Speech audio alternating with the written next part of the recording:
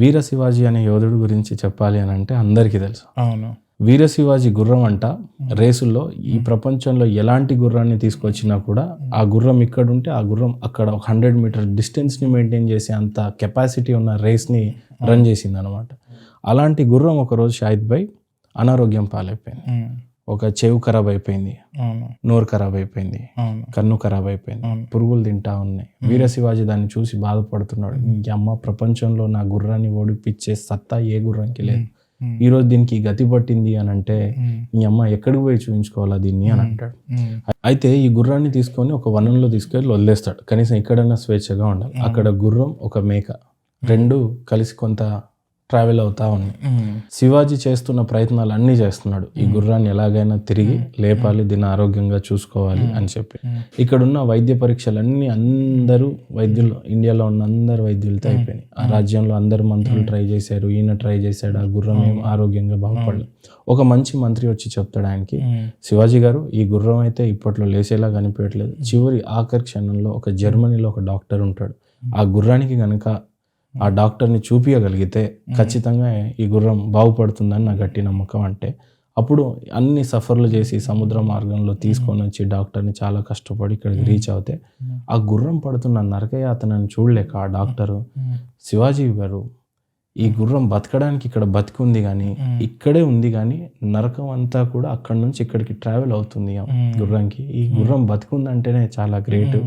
అనుక్షణం ఒక్కొక్క క్షణం నరకం, బ్రెయిన్ని తినేసి, మూతి తినేసి, ముక్కు తినేసి, చెవు తిని, కళ్ళు తినేస్తే అసలు ఈ గుర్రం ఒక నరకయాతనను నేను భరించలేకపోతున్నా చూసి యాజ్ ఏ డాక్టర్గా. చివరి క్షణంగా నేను ఇవ్వాల్సిన మెడిసిన్ ఈ గుర్రానికి ఇస్తా. ఒకవేళ బతికింది అని అంటే బతికింది, బతకలేదు అని అంటే మీరు చేతులతోనే మెడిసిన్ ఇచ్చి చంపేస్తానంటేనే నేను ట్రీట్మెంట్ స్టార్ట్ చేస్తానన్న కండిషన్ పెడతాడు అతను.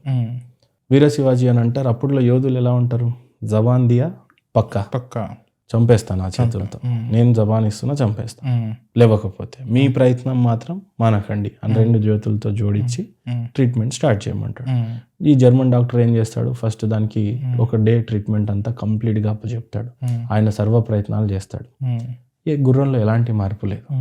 మేకొచ్చి ఏమంటది అప్పుడు, ఓసే గుర్రమా 5 రోజులు టైం ఇచ్చారే నీకు, ఒక రోజు అయిపోయింది, కనీసం లేచి వనంలో అలాగైనా తిరుగు, లేదంటే నేను చంపేస్తారంట. వీర శివాజీ గారు స్వయంగా చంపేస్తారు, ఆయన మాట ఇచ్చారంటే వెనక్కి పోవడం అని అంటాడు. ఆ గుర్రంలో ఎలాంటి ఉలుకు పలుకు లేదు. సెకండ్ డే ట్రీట్మెంట్ ఇస్తాడు. సేమ్ మేక అదే మోటివేషన్ ఇస్తుంది, నువ్వు ఖచ్చితంగా లేచి ఎట్టి పరిస్థితుల్లో వనంలో అన్నాడు, లేకపోతే చంపేస్తారే నిన్ను, ప్రపంచంలో ఏ గుర్రం కూడా నిన్ను ఓడగొట్టే శక్తి లేదు, ఈరోజు సిగ్గు లేకుండా కింద పడున్నావు, ప్రాణమే పోతుంది అనుకుంటే ప్రాణం కన్నా మించిది ఏముంటుంది చెప్పు, లేవు ఎట్టి పరిస్థితిలో అని అంటది. ఎంత మోటివేషన్ చేసినా గుర్రం లేచే పరిస్థితిలో 2 రోజులు అయిపోయింది, 3 రోజులు అయిపోయింది, 4 రోజులు అయిపోయింది. 5వ రోజు ఆ గుర్రంకి, వీర శివాజీ గుర్రానికి డాక్టర్ వచ్చి ట్రీట్మెంట్ చేసేస్తాడు. ఎలాంటి మార్పు ఉండదు.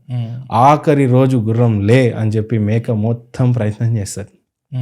ఖచ్చితంగా నువ్వు చంపేస్తారే, ఇంకో అరగంటలో నీ ప్రాణం పోతుంది, ఈరోజు ఆఖరి క్షణం, నువ్వు చచ్చిపోబోతున్నావు, అని అంటే అది లేవదు.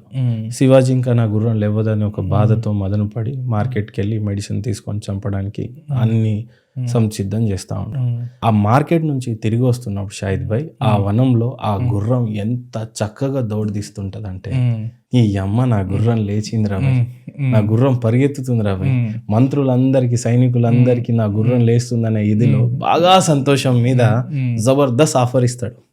ఏం ఆఫర్ ఇస్తాడు, ఈరోజు అందరికి మీకు బక్రా కోస్తున్నా, మేకను కోస్తున్నా, మేకను కోసి మీ అందరికి దావత్ ఇస్తున్నా అంటాడు. పాపం మేకనేమో 5 రోజుల నుంచి గుర్రం లేవాలని చెప్పి అంత మదన పడిపోతుంది, నువ్వు లేవకపోతే చచ్చిపోతావే అని చెప్తే దాన్ని లేపి శివాజీ గారు వస్తేనేమో గుర్రం లేచింది కాబట్టి ఈరోజు దావత్ మేకని చంపేయాల మనం అని అంటాడు.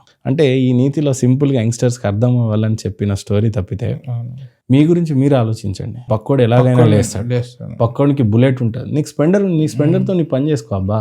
పక్కనోడు వాడు హై క్లాస్ BMW వాడతాడు, లేకపోతే మంచి షర్ట్ వేసుకుంటాడు, వాడు 1000 రూపాయల షర్ట్ వేస్తాడు, నువ్వు 100 రూపాయల షర్ట్ వేసుకో. నీ స్థితిగతులు అవే, దాంతో నువ్వేమన్నా ప్రయత్నించుకో. వానికి లేదు, వానితో టాపు, నాకు రైబాన్ కావాలి, నాకు షూ కావాలా, నాకు షర్టు కావాలి. నీ గురించి నువ్వు ఓవర్ థింకింగ్ ఎందుకన్నా? ఖచ్చితంగా ఇప్పుడు మేకప్ పరిస్థితి చూడండి, అది లేవకపోయి ఉంటే అది చచ్చిపోయేది. అవును, అది లేచింది కాబట్టి దావత్కి బకరా బలే. బకరా అయిపోయింది.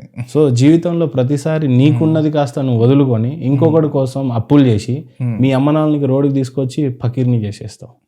కాబట్టి జీవితంలో నీకున్న దాంతో నువ్వు అనుభవించి ఖచ్చితంగా 50 సంవత్సరాల తర్వాత నీ పేజీని చరిత్రని రాయడానికి ఎవరు ఉండరు, ఖచ్చితంగా ఎవరు ఉండరు.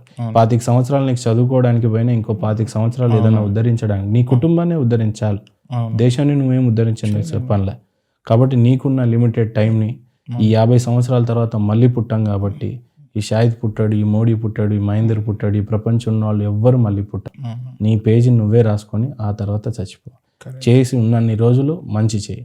పక్కనున్న వాళ్ళ సొమ్ముని తినే వాడంత పెద్దగా నేను ఎదగాలి అని చెప్పి నో షార్ట్ కట్స్. కొద్దిగా కష్టపడు, నువ్వు నమ్ముకున్న ఫీల్డ్ వెళ్ళు, కొద్దిగా తెలుసుకో. బుల్లెట్ బండి ఎలా తోలాలి అనే ఫ్యూచర్స్ నువ్వు తెలుసుకున్నప్పుడు, నువ్వు సంపాదించాలనుకున్నప్పుడు కూడా అట్లాంటి తెలుసుకో. షాహిద్ భాయ్ మీరు జీనా కైసా జీనా అంటే చెప్పుల దుకాణం పెట్టుకో అని నన్నే చెప్తాం, దాంట్లో తప్పుందండి.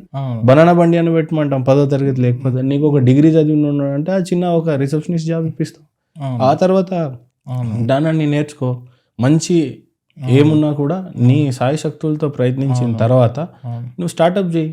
అన్న నేను చిన్నగా ఏదో స్టార్టప్ చేయాలనుకుంటున్నా, చెయ్యి, మేమంతా ఉన్నాం. లేదు మేమే కాదు, మీ అందుబాటులో ఉన్న మంచోళ్ళు చాలా మంది ఉన్నారు, ఎదిగిన వాళ్ళు చాలా మంది స్ఫూర్తిదాయకంగా ఈ ప్రపంచంలో ఎప్పటికప్పుడు అందుబాటులోనే ఉంటారు. సో మీ టైంని అయితే వేస్ట్ చేసుకోకుండా ఖచ్చితంగా మనం అందరం ఒక బ్యూటిఫుల్ కంట్రీని కట్టాలి. ఈరోజు దుబాయ్ని నేను చూశాక చాలాసార్లు కేటీఆర్ లాంటి వాళ్ళే అన్నారు, ఒక జపాన్ని చూసి ఒక దుబాయ్ని చూసి ఎంతగానో ఇన్స్పైర్ అయ్యానని. మీరు కూడా ఒకసారి వచ్చి ఇలాంటి దేశాన్ని చూసి ఇన్స్పైర్ అవ్వాలని మనస్ఫూర్తిగా కోరుకుంటూ, ఈ దుబాయ్లో నాకు ఈ పాడ్కాస్ట్ అవకాశం కల్పించిన షాహిద్ భాయ్కి thank you so much. Thank you Mahender garu మీరు రావడానికి.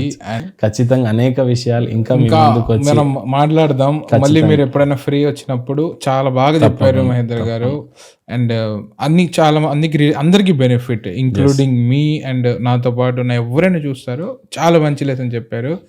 ఈ ప్రీషియస్ టైం స్పెండ్ చేసినందుకు చాలా thanks. Thank you so much. Thank you so much Shahid Bhai. Okay, so much.